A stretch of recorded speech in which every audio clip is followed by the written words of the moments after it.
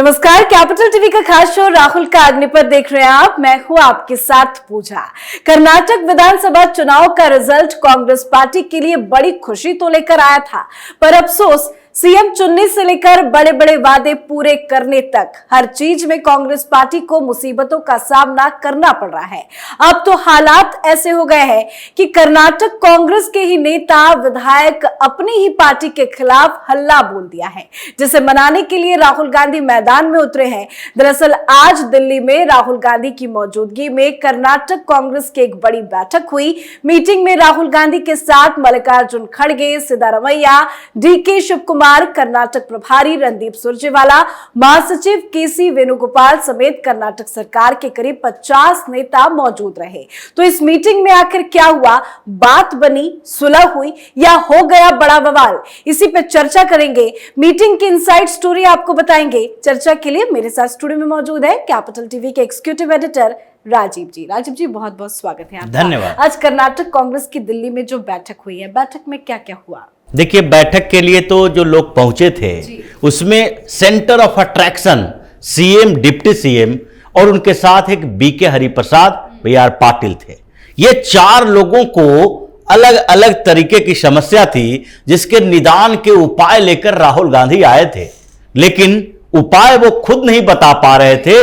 इसके लिए 3 असिस्टेंट चाहिए उनको। एक मल्लिकार्जुन खड़गे जो कर्नाटक की राजनीति में जो भूमिका निभाते रहे हैं, उससे पहले ही ये लोग नाराज रहे हैं, जो कि खड़गे के उस बयान के बाद, उस विवाद के बाद और ये जो छोटी छोटी साजिशें रची गई थी कि किसी तरीके से कर्नाटक के मुख्यमंत्री के विवाद में उनका नंबर आ जाए, और जैसे ही कर्नाटक से किसी को बनाया गया कांग्रेस का अध्यक्ष, वैसे ही कर्नाटक में सेंटर ऑफ पावर तीसरा हो गया मल्लिकार्जुन खड़गे का। इनके इर्द गिर्द नेता इकट्ठे होने लगे थे। इसलिए मल्लिकार्जुन खड़गे को जब इस मीटिंग में शामिल किया गया तो पहले ही डीके शिवकुमार, सिद्धारमैया और बीके हरिप्रसाद, इन लोगों को यह लग रहा था कि अब विवाद का समाधान नहीं होगा। यह पहली शुरुआत थी जिसमें ये लोग असफल रहे, विफल रहे। उसके बाद दूसरे व्यक्ति जो कि रणदीप सुरजेवाला हैं और तीसरे एक केसी वेणुगोपाल, जो राहुल गांधी के पीछे पीछे चलते हैं। अब सुरजेवाला को लेकर एक बार कर्नाटक के लिए हंगामेदार खबर आई थी कि सुरजेवाला मीटिंग कर रहे हैं मैंगलुरु में। जो डेवलपमेंट अथॉरिटी की बैठक हो रही थी, उसकी बैठक में सुरजेवाला को शामिल किया गया था, क्योंकि इनको बताया जा रहा है आजकल कि राहुल गांधी के वैसे एजेंट हैं जो वसूली का काम करते हैं कांग्रेस के लिए, राहुल गांधी के लिए। और जो राहुल गांधी की जो दूसरी बार यात्रा शुरू होने वाली है, उसके लिए पैसे की व्यवस्था अब गहलोत नहीं करेंगे, बघेल नहीं करेंगे, क्योंकि दोनों जगह पर अंकुश लगा हुआ है। गहलोत फंसे हुए हैं अपने विधायकों और वो लाल डायरी के चक्कर में। बघेल जो कि बार बार इनको फंड देते रहे हैं, अभी ईडी के चक्कर में फंसे हुए हैं। ईडी की बार बार वहां पर रेड हो रही है, इनके कई करीबी नेता फंसे हुए हैं और कभी भी सीएम भूपेश बघेल को ईडी गिरफ्तार भी कर सकती है, जो स्थितियां पैदा हुई है। तो अब एक तीसरी जगह है, वो कर्नाटक है, जहां से फंडिंग होना है। डीके शिवकुमार राहुल गांधी के काफी करीबी बताए जाते थे, लेकिन इस बीच वो सब सिद्धारमैया के ऊपर डाल दिए हैं। तो जो मीटिंग की शुरुआत हुई थी, उसमें पहली बात जो राहुल गांधी की तरफ से कही गई, वो 2024 के लोकसभा चुनाव की तैयारी को लेकर, कि हम कैसे 2024 के लोकसभा चुनाव में जाएंगे, और उसके लिए जो 5 प्रण हमने रखा है, 5 वादे किए हैं, उन वादों का क्या चल रहा है।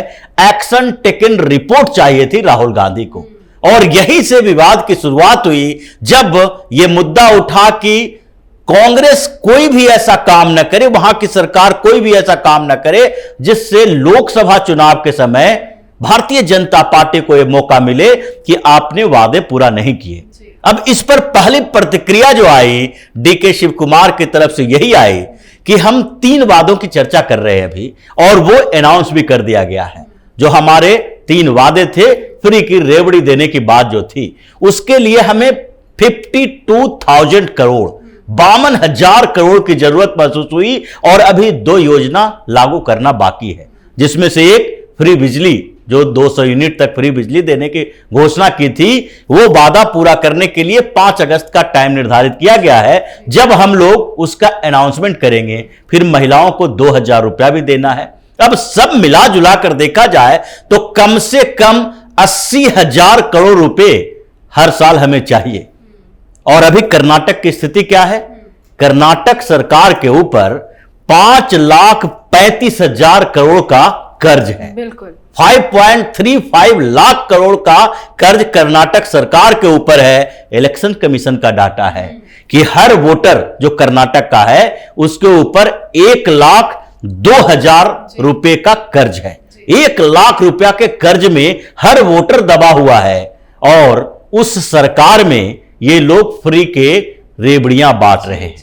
तब इसी बात पे विवाद हुई है कि अगर हम इन योजनाओं के चक्कर में रहते हैं तो 2024 तो छोड़ दीजिए, अगस्त में ही अगर सरकार बचा ले गए तो बहुत बड़ी बात है। क्योंकि वहां पर जो बुलाया गया था मीटिंग में, जो लोग आए थे, लगभग माना जा रहा है कि 37 बड़े नेताओं को इनवाइट किया गया था और कुछ नेता और इसमें शामिल होने के लिए बाद में तैयार किया गया। पहले जो इनविटेशन था वो 37 नेताओं के लिए था, जिसमें जगदीश शेट्टार भी थे। इन लोगों को बुलाया गया था इसी बात के लिए कि अब हम पुरानी बातों को छोड़ देंगे, विद्रोह की बात नहीं करेंगे, ये आप लोग संभालो, हम तो सिर्फ यही बात करेंगे कि 2024 की रणनीति क्या हो सकती है। और इसी बात पे पहले डीके शिव कुमार और सिद्धारमैया के बीच भी बहसाबहसी हुई है, इस बात को लेकर कि डीके शिव कुमार ने जो सिंगापुर कॉन्स्पिरेसी की बात की थी, इसके लिए पार्टी में इसकी चर्चा नहीं की थी। उनको सीएम से इस पर बात करनी चाहिए थी। यह सिद्धारमैया का कहना था कि जब हमारी पार्टी के एक डिप्टी सीएम जो हमारे नेता हैं वही कह रहे हैं कि भारतीय जनता पार्टी और जनता दल सेकुलर ये दोनों सरकार बनाने की तैयारी में है, दोनों मिल जाएगी और दोनों पार्टी अगर मिलेगी तो 85 एमएलए उनके हो जाएंगे। इसका मतलब है कि आप हमारे पार्टी के विधायकों को संकेत दे रहे हो कि देखो दोनों अपोजिशन पार्टी में जो बैठी हुई है वो दोनों मिल रहे हैं, तुम जाओ उनके साथ मिलो और पिछली बार की तरह कांग्रेस की सरकार गिराओ। इस पर काफी चर्चा हुई है, लेकिन सबसे बड़ी बात तो यही है कि समाधान को लेकर कोई भी उपाय नहीं दिखा। ये सिर्फ चर्चाओं के केंद्र में वही फंड की बात हुई, इन 5 वादों की बात हुई और 2024 के लोकसभा चुनाव में क्या स्ट्रेटजी रहेगी उसकी चर्चा हुई, जिसमें बीके हरिप्रसाद ने कहा कि अगर आपको 2024 का लोकसभा चुनाव में बेहतर काम करना है तो कम से कम ये तो कीजिए कि योजनाएं जो चला रहे हैं उसके बीच फंड ओबीसी के अलग अलग सेक्ट के लिए भी देना चाहिए। आप लिंगायत और बोक्का लिगा की बात सिर्फ नहीं कर सकते, इसलिए जब सरकार के पास फंड नहीं रहेगा तो फिर आप लोगों को खुश कैसे कर पाएंगे? तो क्या मीटिंग में इतना ज्यादा बवाल हो गया और तभी खबरें सामने नहीं आई? क्योंकि इतनी बड़ी मीटिंग थी, बड़े बड़े नेता मौजूद थे, कार्यकर्ता भी कुछ थे और राहुल गांधी भी थे, लेकिन किसी भी बड़े नेता का मीटिंग को लेकर कोई बयान, कोई स्टेटमेंट सामने नहीं आया अभी तक। जितना भी मीटिंग में जो बात आई है, जो फुटेज सामने आया है, वो देखिए उस समय का है जबकि मीटिंग की शुरुआत हो रही है। सब लोग बैठे हैं, उस समय वीडियोग्राफी करवाई जाती है, उस समय भी राहुल गांधी अपने टैब पर कुछ देखते होते हैं, बगल में मल्लिकार्जुन खड़गे, केसी वेणुगोपाल, रणदीप सुरजेवाला, इधर एक तरफ डीके शिव कुमार और सिद्धारमैया को बिठा दिया जाएगा। सब लोगों के बीच एक फोटो सेशन चलता है जैसे अपोजिशन पार्टियों की मीटिंग में होती है। यह फोटो सेशन करवाने के बाद यह वीडियो लीक करवाया जाता है कि हम बहुत बेहतरीन तरीके से, सही तरीके से चर्चा कर रहे हैं, लेकिन उसके बाद का कोई फुटेज, बातचीत करने का, कोई लाइव टेलीकास्ट करवाने का, या फिर कुछ ऐसी बातें जो मीटिंग में हुई है प्रेस के सामने आकर सिर्फ बयान देना अलग बात है, लेकिन मीटिंग की कोई बात जो कि सबके सामने हुई है उसको तो बाहर नहीं लाया जाता है। बात यहां से शुरू हुई और अब जो सिद्धारमैया जा रहे हैं प्रधानमंत्री नरेंद्र मोदी से मुलाकात करने, ये किस मुद्दे पर मुलाकात करेंगे? इनकी जो मुलाकात शेड्यूल है वो कह रहे हैं कि हम प्रधानमंत्री नरेंद्र मोदी से नहीं मिले हैं अभी तक सीएम बनने के बाद। जब दूसरी बार सीएम बने तो पहले एक बार आए, यहां मिलने की कोशिश की, उस समय विदेश गए। कांग्रेस पार्टी पीएम मोदी को आए दिन गालियां देती है। और यही मुलाकात जो है वो उस मुलाकात के पीछे की वजह यही है कि ये चाहते हैं कि हम जो और योजनाएं चलाने वाले हैं और विधायकों के विद्रोह को शांत करने के लिए हमें स्पेशल पैकेज चाहिए केंद्र सरकार से। ये सारी ऐसी पार्टियों का देखना है, जो भी सारी पार्टियां जो मुफ्त की योजनाओं पे भरोसा करती हैं। चाहे पंजाब की सरकार हो, जब बनी भगवंत मान सीएम बने तो पहुंच गए दिल्ली और उन्होंने कहा कि 1 लाख करोड़ का स्पेशल पैकेज हमें कर्ज के तौर पर दे दो, बाद में लौटा देंगे।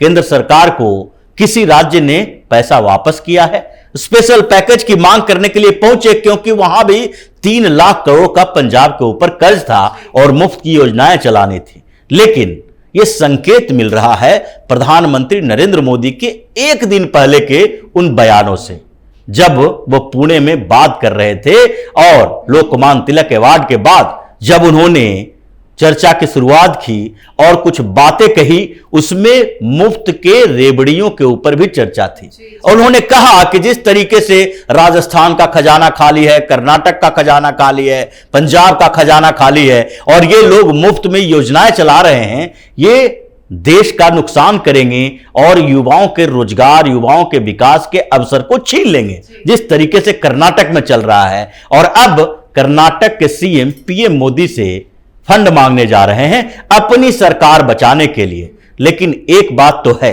अगर मैक्सिमम 50 नेता भी दिल्ली आए हैं कर्नाटक के, तो कर्नाटक में कांग्रेस के पास 135 विधायक हैं। ये सारे विधायक तो यहां नहीं आए, कुछ संगठन के लोग भी थे।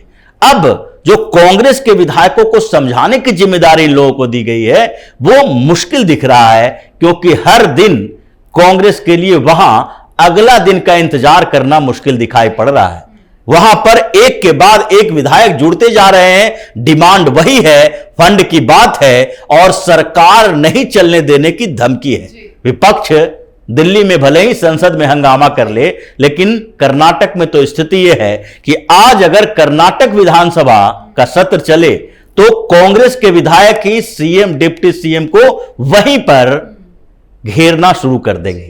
तो कर्नाटक में कांग्रेस की सरकार ज्यादा दिन बचने वाली नहीं है, चाहे राहुल गांधी जितना जोर लगा। जी, बहुत बहुत धन्यवाद सर समझाने के लिए। धन्यवाद। तो कर्नाटक कांग्रेस में भारी बवाल है, 2 खेमों में नेता कार्यकर्ता सभी बढ़ गए हैं, जिससे मनाने के लिए अब आलाकमान के लिए बहुत बड़ी मुसीबत सामने खड़ी हो गई है। पार्टी विधायकों की शिकायतों को दूर करने के लिए मीटिंग तो हुई, सभी नेता दिल्ली हाजिरी भी लगाने आए, पर अब विवाद शांत होता नजर नहीं आ रहा, जिससे कहना गलत नहीं होगा कि जल्द कर्नाटक कांग्रेस में बड़ी फूट की खबर सामने आने वाली है। आज के हमारे शो में फिलहाल इतना ही। आप अपनी राय कमेंट करके जरूर लिखें। देखते रहिए कैपिटल टीवी। नमस्कार।